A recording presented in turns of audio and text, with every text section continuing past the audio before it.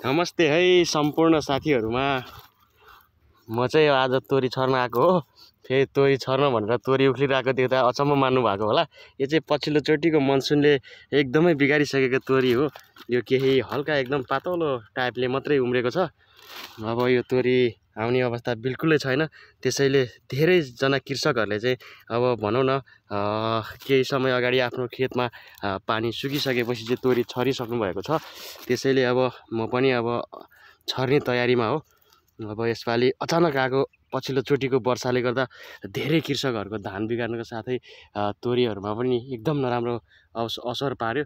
काहीँ मात्रै तोरीहरु चाहिँ भनौं न पानीबाट चाहिँ केही जोगिएको अलिअलि अग्लो ठाउँको मात्रै तोरीहरु केही यस्तो टाइपको भयो। तरकारी खाने बेलासम्ममै फुल्न थालिसकेपछि यो तोरी हुँदैन। त्यसैले अब अर्को तोरी छर्न लागेको हो। केही समय अगाडि अलि अगाडि छरेको तोरीहरु चाहिँ एक दुई ठाउँमा मात्रै राम्रो भयो। धेरै जस्तो कृषकहरूको तोरी चाहिँ एकदमै पुरै खाली जस्तो हुन पुग्यो। त्यही हो साथीहरु, तपाईहरु पनि अब के गर्दै हुनुहुन्छ?